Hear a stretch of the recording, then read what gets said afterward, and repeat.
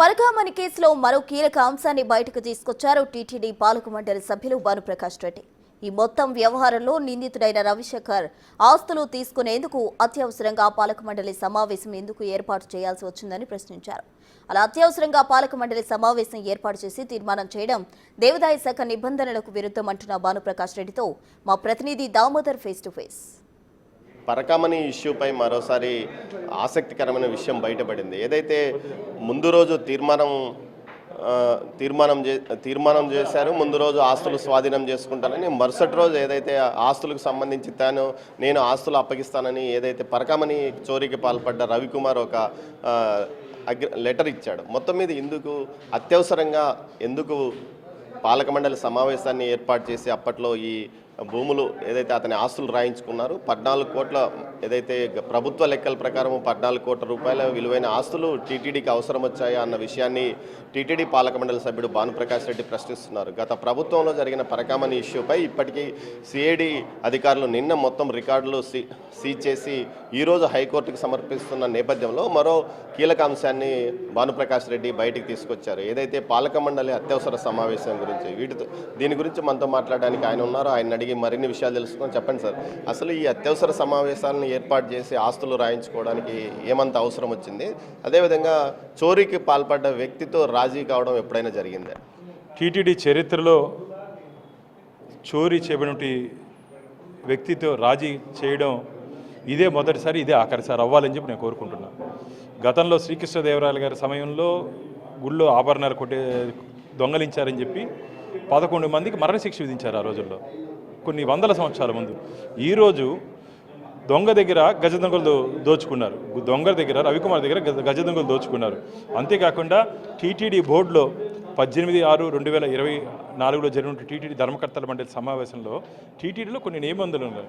ఎవరన్నా మీరు కావంటే దామోదరన్న ఒక టీటీడీకి ఆస్తి రాసియాలన్నా, భానుప్రకాష్ ఆస్తి రాసియాలన్నా ఒక న్యూస్ పేపర్లో అడ్వర్టైజ్మెంట్ ఇచ్చి అబ్జెక్షన్స్ సజెషన్స్ వచ్చిన తర్వాత మాత్రమే టీటీడీ స్వాధీనం చేసుకోవాలి. ఈ బోర్డు రెజల్యూషన్ ఏం రాశారు తెలుసా మిత్రులారా? ఎండోమెంట్ రూల్ ఉంది, డ్యూలీ కంపల్సరీ అడ్వకేట్. ఈ ఒక్కసారికి మాత్రం దీన్ని అనుమతించండి, మాకు సమయం లేదంట. రవికుమార్ ఇస్తాననిందేమో 19/5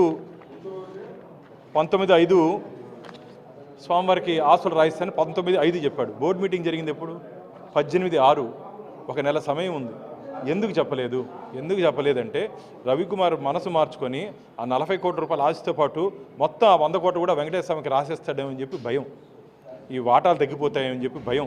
టీటీడీలో ఉన్నట్టు కొన్ని ఉన్నతాధికారుల దగ్గర నుంచి తాడేపల్లి ప్యాలెస్లో ఉన్నటువంటి కొందరు ఉన్నతాధికారుల వరకు ఈ కోర్టులు ఎక్కడ తగ్గిపోతుందని చెప్పి తొందరగా దీన్ని పరిష్కరించుకోవాలి, పంపకాలు చేసుకోవాలని చెప్పి ఒక తప్పుడు నిర్ణయంలో టీటీడీ చరిత్రలో ఒక బ్లెండర్ మిస్టేక్ ఆ రోజు తీసుకుంటే ఈ బోర్డు రెజల్యూషన్లో జరిగినటువంటి ఈ అంశం బ్లెండర్ మిస్టేక్గా ఉంది. దీని మీద ఖచ్చితంగా రాబో బోర్డులో మేము మా లీగల్ ఎక్స్పర్ట్స్తో మాట్లాడి వీరి మీద ఏ విధంగా చర్యలు తీసుకోవచ్చో ఆ విధంగా ముందుకు పోతాం. ఈ అత్యవసర తీర్మానానికి సంబంధించి అప్పట్లో పనిచేసిన అదనపు ఈఓ కానీ ఇటు పాలక మండలి సభ్యుల మీద చర్య తీసుకునే అవకాశం ఉంది ఖచ్చితంగా. అందుకనే మా లీగల్ టీంతో, మా టీటీడీ లీగల్ టీంతో మాట్లాడి ఖచ్చితంగా తీసుకోవాలి అంటున్నా. ఎందుకు అంత అత్యవసర పరిస్థితి ఏమొచ్చింది? వెంకటేశ్వర స్వామి ఏమైనా అప్పుల్లో ఉన్నాడా? టీటీడీ ఏమైనా అప్పుల్లో ఉందా?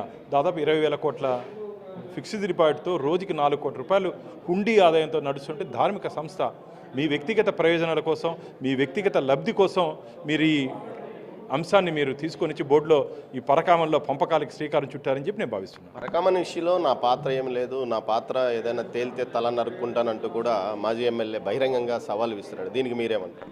అయ్యా కరుణాకర్ రెడ్డి గారు 18/6/2024లో ఈ పరకామణి అంశంలో తీసుకున్నటువంటి ఈ ఆస్తుల బదలాయింపులో ఎక్స్ అఫీషియో సభ్యుడిగా, తిరుపతి స్థానిక ఎమ్మెల్యేగా మీ సంతకం కూడా ఉందయ్యా.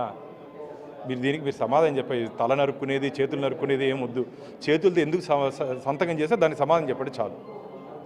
రవికుమార్ అసలు ఉన్నాడా లేకపోతే ఏంది? రవికుమార్ విషయం మీరు ఇంత చర్చ నడుస్తుంది, ఏదైనా ఈ కేసులో తుది సాక్ష్యం చెప్పాల్సింది ఏదైతే చోరీకి పాల్పడ్డ రవికుమార్, అతను ఉన్నాడా లేకపోతే అతను బయట ప్రాంతాల్లో అజ్ఞాతంలో ఉన్నాడా? ఏం పరిస్థితి? అతని గురించి కూడా మేము మాకున్నటువంటి కాంటాక్ట్స్ ద్వారా మేము వారిని కలిసే ప్రయత్నం చేస్తున్నాం, కానీ వారు అందుబాటులోకి రావట్లేదు. ఖచ్చితంగా వారికి భద్రత కల్పించాల్సిన బాధ్యత ప్రభుత్వం మీద ఉంది. కానీ భగవంతుడు ఈ అంశాన్ని బయట పెట్టించాడు అందరి దగ్గర, కాబట్టి భగవంతుడు కూడా వారికి రక్షణగా ఉండాలని చెప్పి నేను ప్రార్థిస్తున్నాను. చోరీ చేసిన వ్యక్తితో రాజీపడి అతని ఆస్తులను టీటీడీకి గిఫ్ట్ డీడ్గా రాయించుకోవడానికి ఏకంగా అత్యవసర సమావేశం, ధర్మకర్తల మండలి అత్యవసర సమావేశాన్ని ఏర్పాటు చేసిన ఘనత గత పాలకులకే దక్కుతుందని, ఈ విషయంలో ఖచ్చితంగా ఆ పాలకులతో పాటు సహకరించిన అధికారులకు పూర్తి స్థాయిలో శిక్ష పడే విధంగా తాము ముందుకు వెళ్తామని కూడా భానుప్రకాష్ రెడ్డి అంటున్నారు. కెమెరా పర్సన్ పురుషోత్తంతో దామోదర్, తిరుపతి నుంచి.